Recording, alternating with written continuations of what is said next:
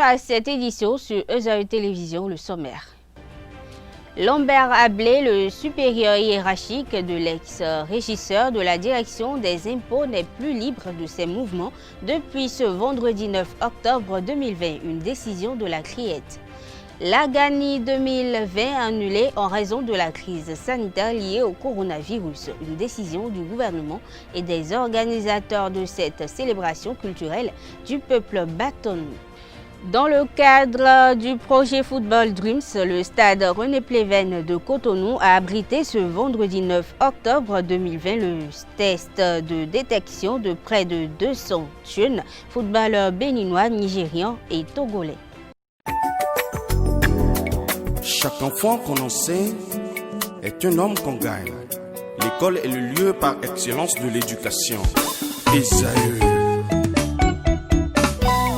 Étudiants, étudiantes, nouveaux bacheliers, parents d'élèves, une raison de plus pour choisir l'excellence. Et oui, bénéficier des demi-bourses et de réduction de scolarité à ESAE. Payer 250 000 au lieu de 500 000 en licence 1, 2 et 3 sciences juridiques, économiques, de gestion et en journalisme. Et pour les 100 premières inscriptions en administration des finances et administration générale, bénéficier d'une réduction et payer 400 000 au lieu de 500 000. En master 1 et 2, 500 000 au lieu de 800 000 en administration des affaires, 600 000 au lieu d'1 million en journalisme. Faites partie des 100 premiers inscrits en administration des finances et administration générale pour bénéficier de la réduction. Payez 800 000 au lieu d'1 million. À ESAE Cotonou et Parakou, la rentrée est effective. Le dossier d'inscription est disponible en téléchargement à l'adresse suivante: www.esae.bj/ESAE 2019 ou renseignez-vous à ESAE Cotonou au 96 80 55 11 98 98 14 00 90 93 65 21. À ESAE Parakou au 96 68 16 14 97 77 51 47. À ESAE, l'épanouissement et le développement est au cœur de notre succès.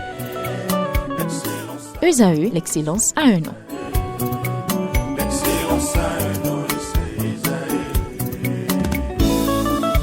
La rumba, c'est la musique des sages. Et ESAE, c'est l'école des sages.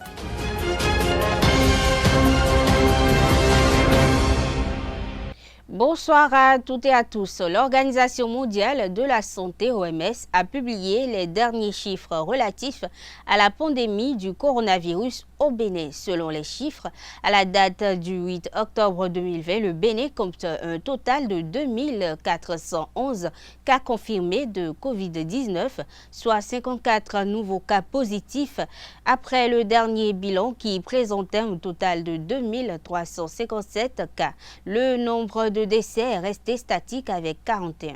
Cité dans l'affaire de disparition de 4 milliards de francs CFA à la Direction générale des impôts, le directeur général des ressources de la Direction générale des impôts est placé sous mandat de dépôt depuis ce vendredi 9 octobre 2020. Telle est la décision de la commission d'instruction de la Cour de répression des infractions économiques et du terrorisme CRIET. Selon les aveux de Carlos Adorno, l'ex-régisseur de la DGI, son supérieur hiérarchique aurait retiré 3 milliards de francs des fonds volatilisés du caveau de la DGI. Les Ivoiriens seront aux unes le 31 octobre prochain, une présidentielle sur fond de crise avec la perspective d'un troisième mandat pour Alassane Ouattara, président ivoirien. Une éventualité que l'opposition dénonce en bloc. À la question de savoir si la classe politique ivoirienne ne réunit pas à nouveau tous les ingrédients qui ont été à la base de la crise de 2010, les représentants de cette opposition du Bénin et du Togo répondent par la négative. Suivez le coordonnateur délégué du Rassemblement de la Côte d'Ivoire, Rassi, Victorin Yakadia, qui s'est confié à Carles Kitome. Parce que, comme vous le constatez, si tant est que la population exprime son opinion, sa position, son approbation par rapport à un fait donné, qu'il y ait des ralliements ou pas, je crois que le peuple pourra faire la part des choses. Vous voyez un peu? C'est plutôt insister pour faire un troisième mandat qui va donner l'impression que la population n'est pas écoutée, que la volonté du peuple n'est pas respectée. Vous comprenez un peu? Donc, par rapport au fait que le président Soro va se rallier, ou du moins qu'il y ait un ralliement avec les autres partis d'entre-temps, et que le président Ouattara aurait laissé ou laisserait le tour comme ça, que cela pourrait engendrer un mouvement d'insurrection ou bien une rébellion, je ne crois pas. C'est au contraire, quand on va insister, une frange de la population ne se sentant pas impliquée ou prise en compte par sa position de mécontent, voyez un peu ce que je dis, c'est cela qui va causer au contraire, pour nous bien sûr, Horaci, une insurrection, ce qu'on ne souhaite pas. Parce qu'on sait quand ça commence, mais on ne sait pas quand ça finit. Vous comprenez un peu? Oui. S'il insiste et qu'une partie de la population dit non, nous ne nous retrouvons pas dans cette logique, et cette population veut manifester son mécontentement, sûrement il y aura des mesures à prendre. Et face à ces mesures-là, ça voudra dire qu'il y aura des réactions qui vont donner des résultats dont je ne pourrais ici évaluer, ou du moins faire l'évaluation. Vous voyez un peu ce qu'il dit? Oui. Donc ça veut dire que c'est cet aspect-là plutôt qui est à risque. Le fait de vouloir peut-être coûte que coûte aller à cet extrême, pardon, c'est ça qui peut conduire le peuple, je crois, que dans une situation compliquée. Si le président ravisait sa position et qu'il revenait, mais je vous assure tout, au contraire, il n'y aura rien. Il n'y aura rien dans le pays parce que la Côte d'Ivoire a déjà été victime. Et la Côte d'Ivoire sait un peu ce que c'est que la paix. La Côte d'Ivoire voudrait bien rester en harmonie, en paix, pour vivre. Donc, sans vous mentir, notre position depuis le Rassi, s'il remplit, en fait, pardon, s'il se ravise et qu'il décide de ne pas le troisième mandat, la Côte d'Ivoire n'aura pas de problème. Il n'y aura rien. Chez nous, au Rassi, il faut comprendre que nous ne sommes pas d'accord. Nous ne sommes pas d'accord. Ce n'est pas à monnayer, ce n'est pas à cacher. Hein? Et face à cela, la solution unique, c'est d'écouter le peuple. Le Rassi se joint à la volonté manifeste du peuple. Nous n'avons pas d'autre intention de vouloir peut-être être des ennemis ou des animaux pour la Côte d'Ivoire. Non, non, non. C'est clair, ça a été martelé plus d'une fois. Le président l'a dit. Nous voulons coûte que coûte que les choses soient respectées, que la volonté du peuple soit respectée. Donc pour nous, la solution actuellement, c'est que la population exprime, comme elle le fait déjà, son mécontentement et qu'on puisse aller au bout selon la volonté du peuple. Voilà. Donc la solution, c'est ça. Assisté du représentant du Rassi au Bénin, Victorien Kadja évoque les attentes des partisans de l'ancien président de l'Assemblée nationale de la Côte d'Ivoire, Guillaume Soro. Il estime qu'une bonne partie des Ivoiriens réclament la candidature du prédécesseur d'Alassane Ouattara, Laurent Gbagbo, et celle de Guillaume Soro, actuellement hors du territoire ivoirien et qui semble bloqué à l'étranger. Non, vous voyez, il faut rester dans une posture donnée. Réunir des éléments avant la crise, comme vous l'avez dit, 2000, pour venir jusqu'à ce que nous avons connu maintenant, n'est pas synonyme du fait que si ces personnes reviennent automatiquement, il y aura encore une crise. Non. Chaque événement, il faut savoir placer l'événement dans son contexte. S'il y a une crise entre-temps, il y avait des raisons. Est-ce qu'on se comprend? Il y avait des raisons qui ont causé la crise. Et rien ne garantit que si ces personnes revenaient aujourd'hui, d'office, il y aura encore une crise. Non. Vous pouvez être mécontent aujourd'hui par rapport à pas un ennemi, mais je dirais un adversaire politique aujourd'hui et qui demain sera votre allié. Ça se fait, ça n'a pas commencé aujourd'hui, ça n'a pas commencé par la Côte d'Ivoire et ça ne finira pas là. Vous comprenez? Si le président Gbagbo revenait, le président Soro, les deux rentrent en Côte d'Ivoire, vous-même sur le terrain, vous voyez le sondage. Ce sont des porteurs, ce sont des leaders, des vrais leaders parce qu'ils ont leur bord, tout ce qu'ils ont comme, j'allais dire, des fans. Vous comprenez ce qu'il dit? Donc ceux-là, par exemple, s'ils rentrent dans le pays, en quelque sorte, la population va se sentir prise en compte. Lorsque vous avez un chef, le chef est avec vous, vous vous sentez en sécurité. Vous avez un leader, le leader est avec vous, vous vous sentez en sécurité. Mais que vous soyez là et que votre leader soit loin, ou bien que vous soyez à côté, votre leader n'est pas à même de rentrer en contact avec vous, vous ne pouvez pas être heureux. Vous ne pouvez pas être heureux. Il faudrait nécessairement que ces leaders-là rentrent dans le pays. La preuve, la communauté internationale. Mais tout le monde demande à ce que ces leaders-là rentrent. Parce que c'est des personnes qui ont du poids.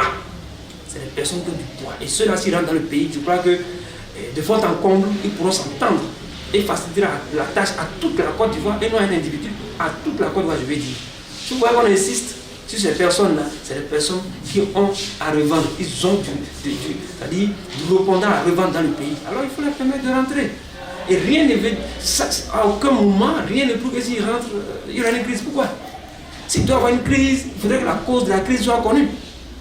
Est-ce que vous comprenez ce qu'il dit? Oui. Donc, ce n'est pas parce qu'ils sont rentrés au pays que d'office la Côte va connaître crise. Non. Ça, ici, je peux le dire, au Rassi, à aucun moment nous n'avons cette intention. Parce que je dis une chose. Certes, nous voulons le pouvoir, nous voulons aller aux élections, mais nous ne voulons pas détruire la Côte d'Ivoire. Le président Soro, plus d'une fois, a prouvé par ses écrits, par ses propos, qu'il s'excuse par rapport à ce qui s'était passé. Lorsque on veut faire une repentance, lorsque à un moment donné quelque chose vous a permis de faire quelque chose, vous voyez un peu, lorsque vous vous remettez en cause, vous pensez que c'est le moment de montrer que non, Dieu a quelque chose, j'ai dû faire quelque chose que peut-être je n'avais pas prévu. L'humilité vous demande de vous excuser. Et il l'a fait. C'est un signe de grand homme, c'est un signe de personne qui reconnaît la valeur de l'être humain. Quoi de plus normal de permettre à ce monsieur de rentrer dans le pays et de parcourir le pays, faire comprendre à ses frères et sœurs que bon, je viens pour qu'ensemble on développe le pays, même s'il y a des choses, bon, on peut encore acheter, on peut encore corriger.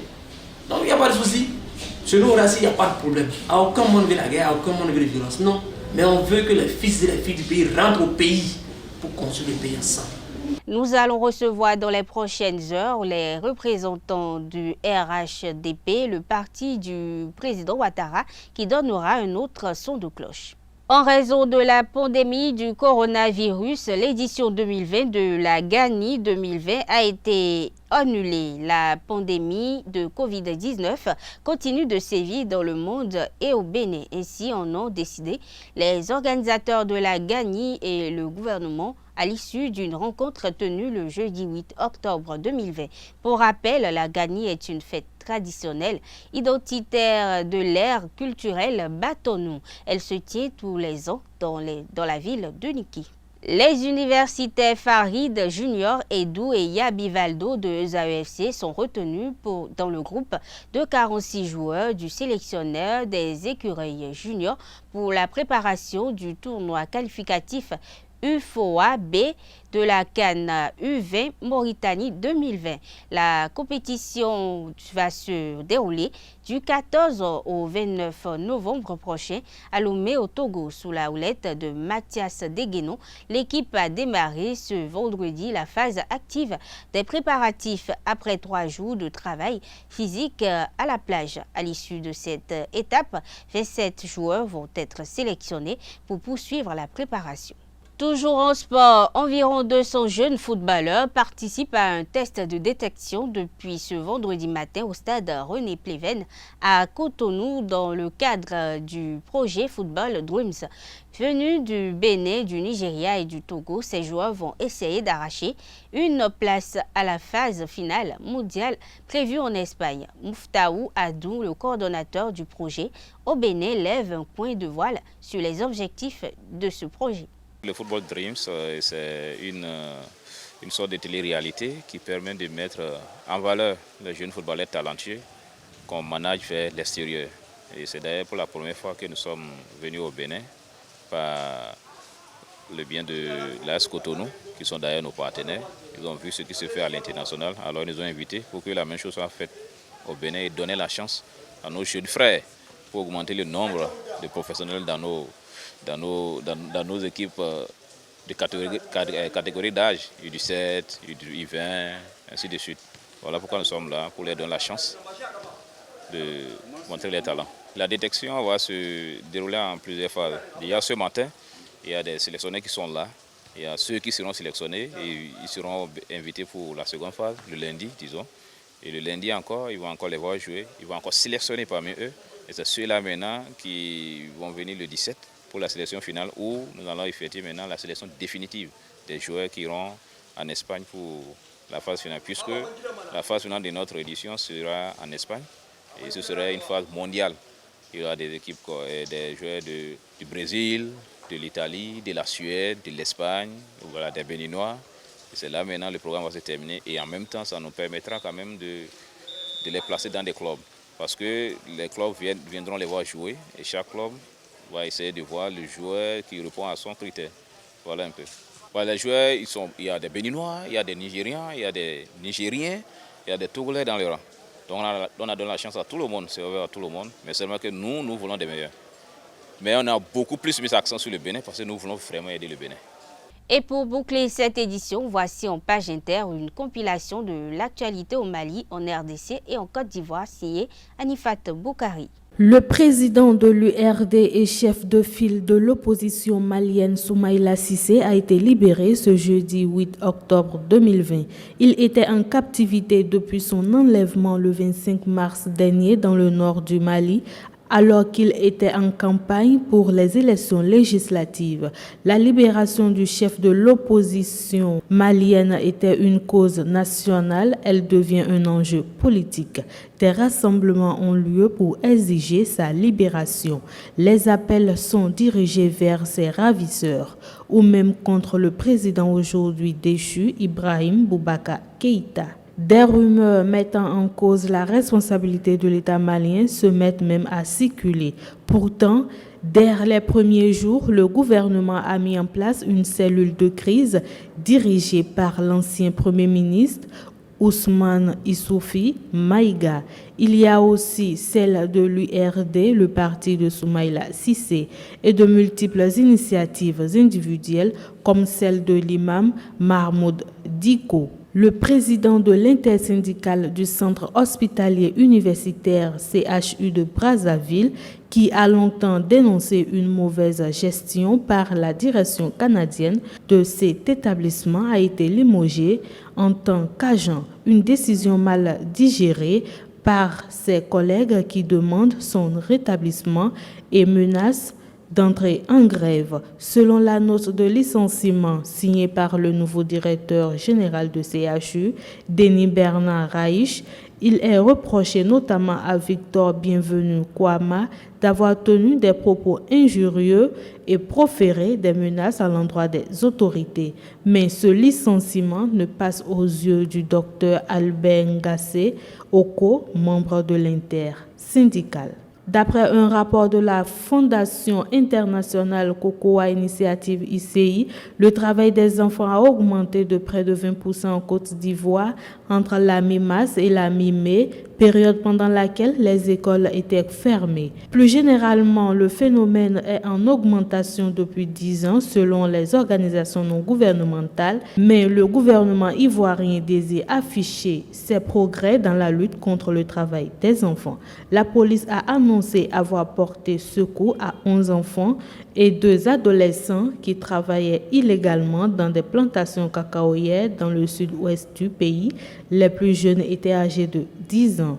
C'est une opération conjointe menée par le département de Sassandra, par les équipes de San Pedro et de Soubré, qui a conduit à l'arrestation de 3 cultivateurs accusés de faire travailler illégalement des enfants dans les plantations de cacaoyers. Nous sommes à la fin de cette édition, mesdames et messieurs. Merci d'être restés à nos côtés. Bon week-end à toutes et à tous.